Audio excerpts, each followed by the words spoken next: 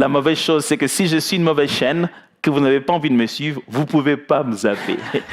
Vous êtes coincé à regarder, vous ne pouvez pas me zapper. Maintenant, quand Jésus est arrivé, qu'est-ce qu'il s'est mis à faire? Regardez comment ça devient intéressant. Jésus, Christ, restaure la foi. Tout se passe là. Ce n'est pas en vain que Jésus parle de la foi. La foi, ce n'est pas juste une bonne chose au milieu du chrétien. Eh mes amis, si vous saviez ce que c'est que la foi.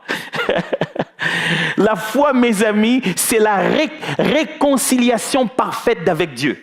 Là où tout a commencé pour que notre relation ne soit plus la même avec Dieu, c'est lorsqu'on a sémé un doute dans le cœur de quelqu'un. C'est pourquoi il faut croire à tous ceux qui ont reçu, à ceux qui croient en son nom. Tout commence par là. Jésus vient nous prêcher de nous réconcilier avec Dieu, de lui faire à nouveau confiance. Écoutez comment il dit. Il dit, si tu as la foi, tu diras à cette montagne, déplace-toi d'ici et va là-bas. Je vais répéter cette phrase, peut-être ça va être un peu plus clair. Il dit, si tu as la foi, c'est-à-dire si tu reprends la restauration qui te permet de récupérer ton ancienne position, tu seras restauré de ton autorité à parler à la nature et le commander de la manière qu'il faut. Je vais peut-être reprendre ça. Si tu te reconnectes au Dieu qui t'a donné toute autorité et tout pouvoir, si tu fais encore confiance en lui, tu vas te repositionner au point de te placer au-dessus de la nature et de lui donner des ordres selon ce qui sera mis dans ton cœur. Ok, peut-être que vous ne me comprenez pas encore très bien. Je vais le répéter maintenant. Si tu crois encore en Dieu, si tu ne doutes plus, Jésus est clair, il dit si tu crois et tu ne doutes pas. Il précise ça. Si tu ne doutes pas, tu diras à cette montagne. Ce matin, j'ai dit à toutes ces montagnes qui sont tout autour de toi, qui t'empêchent de voir le plan de Dieu autour de toi, de se déplacer parce que celui qui est en toi est plus puissant que celui qui est dans le monde. Tu sais qui tu es. Deuxième chose. La deuxième chose qui arrive, c'est que par lui, nous sommes enfants de Dieu. Vous savez ce que ça signifie, cette histoire d'enfant de Dieu? Maman. C'est bon? C'est avec ça que Jésus vient restaurer notre position. Vous connaissez que la notion de l'adoption est une notion gréco-romaine. C'est le peuple à l'époque qui a pris la notion de l'adoption à faire venir quelqu'un dans une nouvelle famille dans laquelle il n'était pas. Et à l'époque, lorsque le processus d'adoption se faisait, pour exprimer le maximum de cette adhésion, au lieu de dire qu'on adoptait un enfant dans une famille, on disait qu'il est né de nouveau. C'est pourquoi vous trouvez cette expression biblique qui dit « vous êtes né de nouveau ». C'est-à-dire vous êtes greffé dans la famille. C'est pour vous donner exactement tous les mêmes droits que les consanguins. Qu'on ne dise pas que tu n'es que né de papier. On dit non, tu es complètement né de nouveau.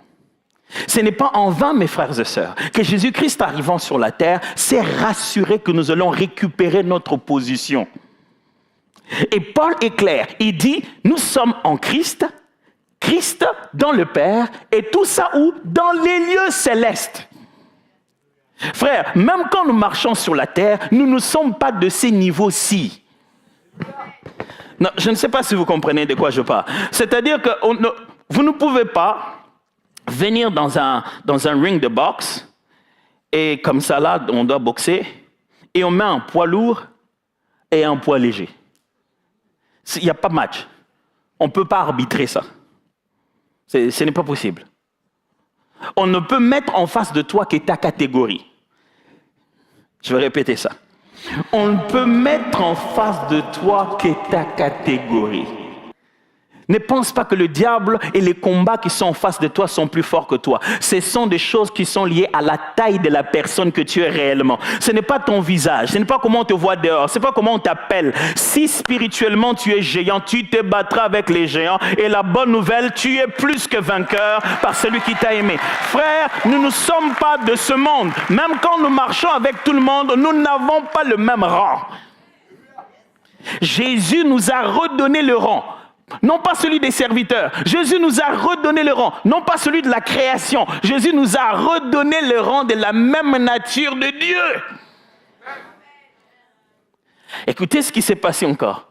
Il s'est passé que sa connaissance a affranchi.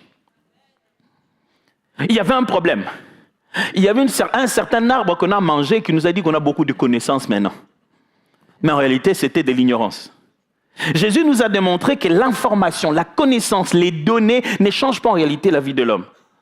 On aura beau dire, on aura beau expliquer, ça ne marche pas. Ces informations-là ne bouleversent pas. Jésus est venu nous enseigner que la véritable connaissance qui transforme, c'est une connaissance relationnelle et non une connaissance scientifique. Ce n'est pas l'information, mais c'est le contact. Il faut connaître ce qui est, pas ce qui se fait. Il faut connaître Dieu pour devenir proche de lui, pas comprendre comment il fonctionne. Et il a dit ça en un mot, vous connaîtrez la vérité. Et la vérité vous affranchira. Il nous démontre que lorsque vous prenez conscience de la bonne connaissance, ça vous libère de l'ignorance dans laquelle le diable vous a longtemps maîtrisé. Frère, il y a des choses, si vous saviez seulement, si vous saviez. Imaginez cet homme qui était aveugle. Et ce jour-là, il va voir Jésus. Il n'a pas vu, il était aveugle. Mais il est allé vers Jésus. Il arrive vers Jésus et Jésus va faire un miracle sur lui. La Bible dit que Jésus l'amène, il sort du village, il arrive et puis, en fait, Jésus, qu'est-ce qu'il fait? Il prend sa salive, il jette sur le sable, il en fait une boue. Berk. Mais il prend ça et il met sur ses yeux, puis il dit, va te laver. Et il va se laver dans la piscine des Siloam. Il est guéri. Vous savez ce que ça veut dire? Ça veut dire que tout le temps, ce gars, il marchait sur sa guérison. S'il savait que la formule, c'est juste le sable, il aurait cherché partout la salive de Jésus. S'il savait. Jésus l'a vu tout de suite et il l'a su. Il n'y a pas un esprit à chasser, il n'y a pas de main imposée. Toi, ce dont tu as besoin, c'est quelque chose qui marche sur tes pieds tout le jour. Je prie pour toi ce matin, que la partie sur laquelle tu marches sans savoir que c'est réellement ta solution, Dieu t'ouvre les yeux par la parole et que tu reconnaisses comment la pratiquer de la bonne manière. Ce qui arrive, c'est que, en fin de compte, la bénédiction nous a donné de l'ascendance. Le même Dieu qui a maudit l'homme et qui a fait que la nature a commencé à répondre négativement, en Christ nous a bénis. Écoutez comment Jésus bénit. Il dit à ses disciples,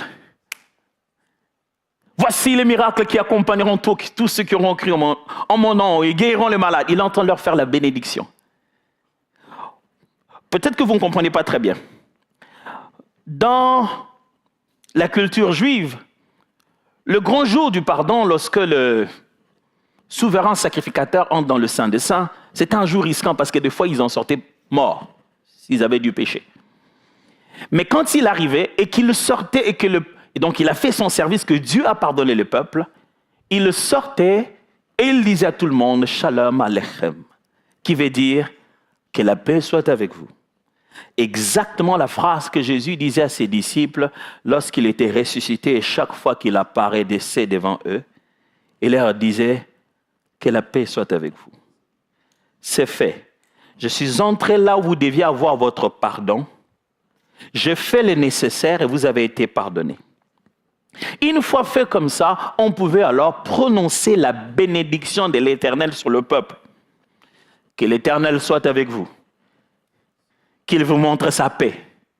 Et Jésus-Christ, quand il prononce sa bénédiction en finissant son sacerdoce, il nous dit, voici les miracles qui accompagneront ceux qui auront cru. Écoutez ce qu'il leur dit. En mon nom, vous chasserez les démons, une catégorie. Vous guérirez les malades, une autre catégorie. Et puis il leur dit, si vous arrivez de prendre des breuvages mortels, vous n'en mourrez pas, une autre catégorie. Oh, il donne encore le pouvoir sur le scorpion, une autre catégorie. Sur le serpent, une autre catégorie.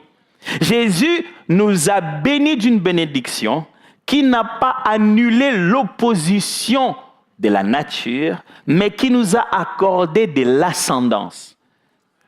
Let's make it clear. Jésus n'est pas venu dire à la nature, écoutez, maintenant que je les ai bénis, elles vont accoucher sans problème. Je ne vais pas insister là-dessus.